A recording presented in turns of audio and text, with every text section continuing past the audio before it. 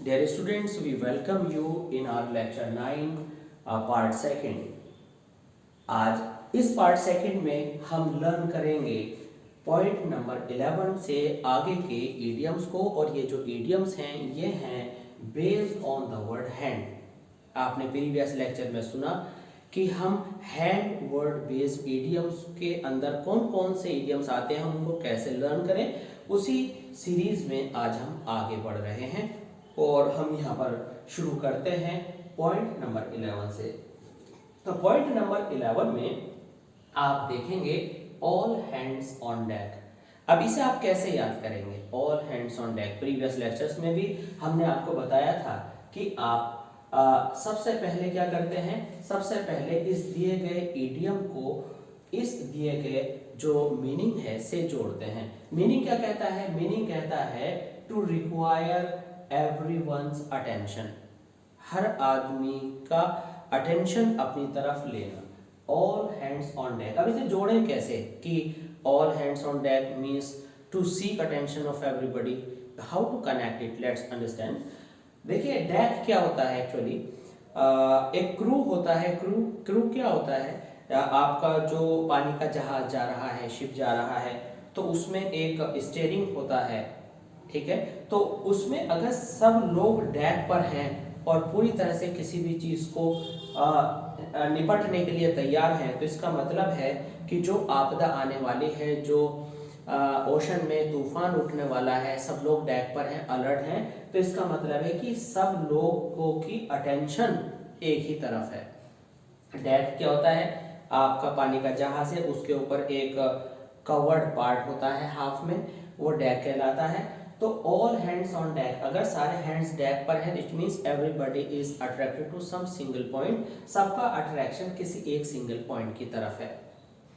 तो क्या होगा? All hands on deck means to require everyone's attention.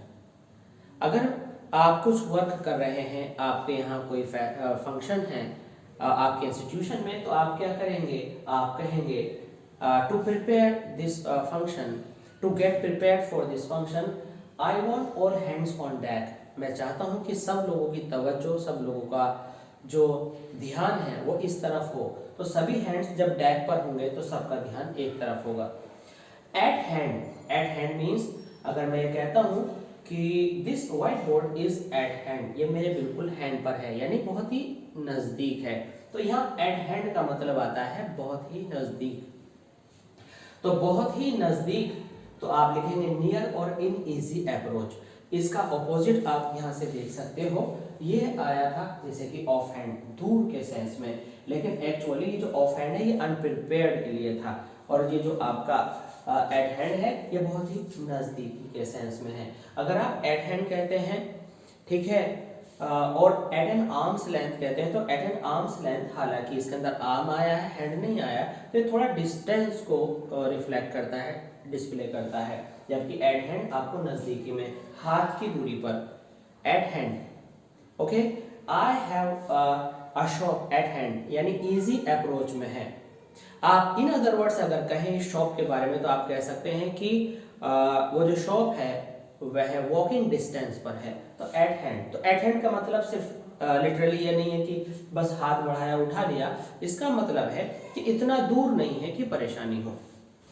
इसके बाद आता है अ बैक हैंडेड कॉम्प्लीमेंट।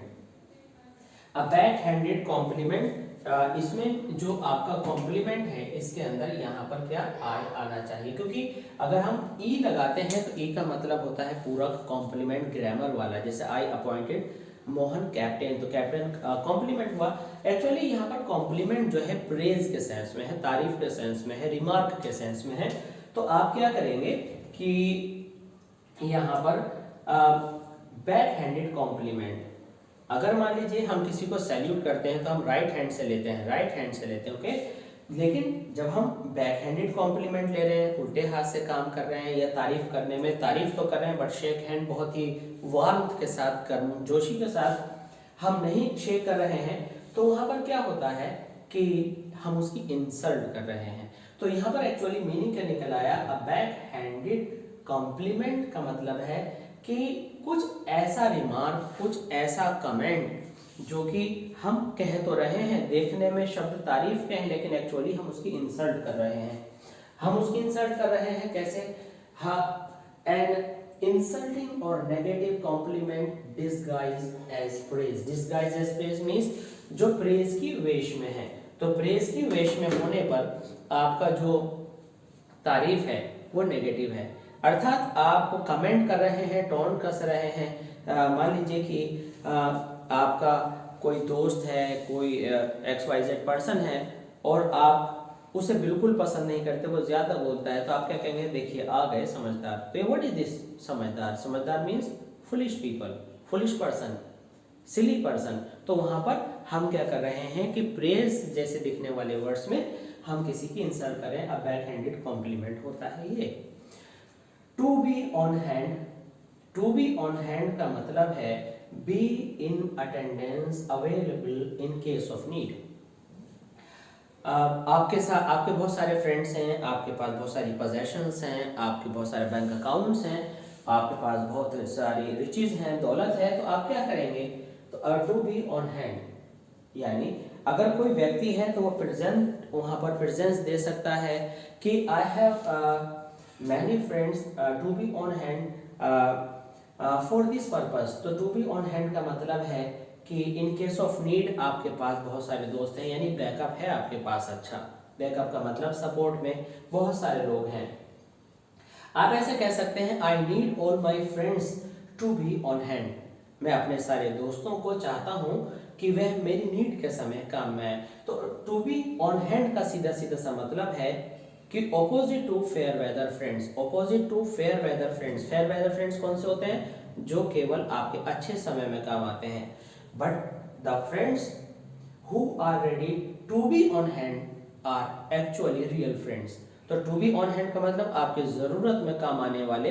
तो ये फेयर वेदर फ्रेंड्स का ऑपोजिट होगा, यानी जरूरत के काम में आने वाले लोगों के जो ये लोग हैं, ये अच्छे समय में काम आने वाले नहीं। अर्थात आप गलत ना समझें, टू बी ऑन हैंड का मतलब है कि जब आपको जरूरत हो जब ये तैयार मिले, ना कि केवल आपके रिच और मालदार होने के समय में तैयार मिले। तो to be on hands positive लोग होंगे और आपके जब अवेलेबल होंगे आपके लिए जब भी आपको जरूरत होगी। इसके बाद है to bite the hand that feeds one. Feeds one इसका मतलब है रिजेक्ट करना या अटैक करना किसी ऐसे व्यक्ति को जिसने आपकी मदद की। अब इसे याद कैसे करते हैं? टू बाइट द हैंड, देखिए ये हाथ है, ये किसी को खिला रहा है, खाना खिला रहा है, अपने हाथ से खाना खिला रहा है। खाना आप किसको खिला रहे हो? जिसको आप देना चाहते हो, जिसकी आप सपोर्ट कर रहे हो, जिसको आप वैल्यू दे रहे हो, लेकिन उसने आपका हाथ ही काट लिया। तो क्या हुआ? उसने धोखा दिया। जिस थाली में खाया उसी थाली में छेद किया, यहां पर लागू हो सकता है।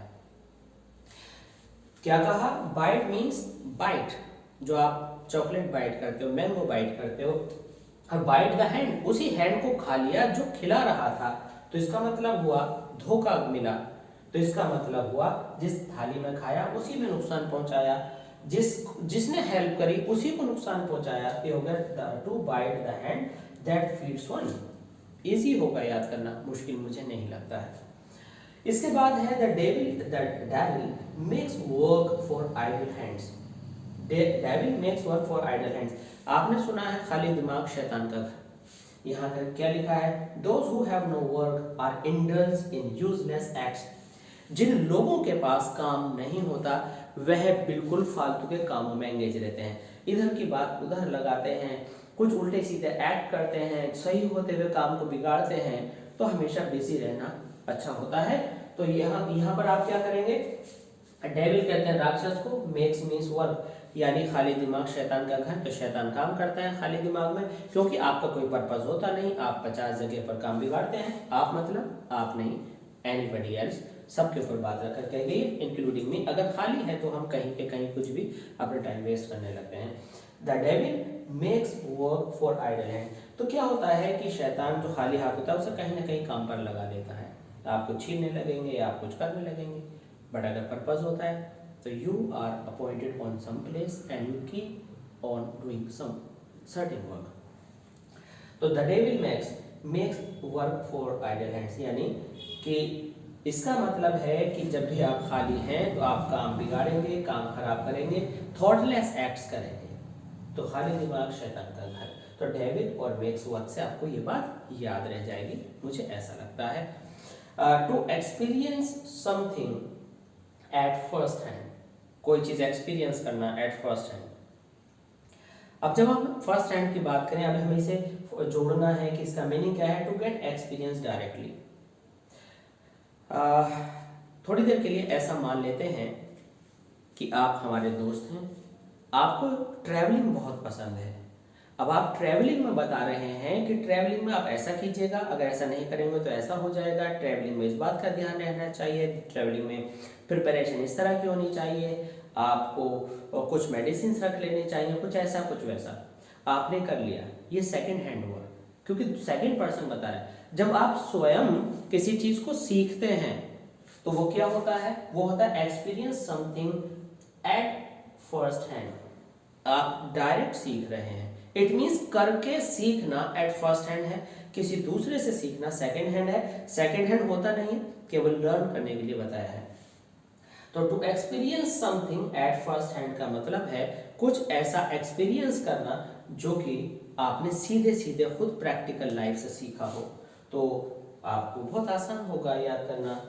आई just want to experience of travelling at first hand this time. आप ऐसे अपनी लैंग्वेज में यूज कर सकते हैं। तो जो हमने यहाँ पर लिंक जोड़े हैं वो आपके लिए बहुत हेल्पफुल साबित हो सकते हैं, बट कोशिश आप ये कीजिए कि जो भी आपको नए ईडियम्स मिलते हैं आप उन्हें डे टू डे लाइफ में जोड़ने की कोशिश करें। और अगर आप राइटिंग का शौक रखते हैं तो क्रिएटिव राइटिंग में जब भी आप आर्टिकल लिखें, एसेज लिखें, स्टोरीज लिखें, you just keep on using them. Now let's come to the point number 18, to force someone's hands. किसी के हाथों को फोर्स करना, this is a literal meaning, but idiomatic meaning क्या है, फिगरेटिव मीनिंग क्या है, वो यह है to force someone to act in public when one prefers to keep their actions secret. यहाँ पर सीक्रेट मुनासिब रहेगा। कहने का मतलब यह है कि कोई भी आदमी जो अपने सारे कार्यों को सीक्रेट रखना चाहता है, आप मजबूर कर रहे हैं, जबरदस्ती कर रहे हैं, फोर्स कर रहे हैं कि नहीं भाई सबके सामने आपको करना है।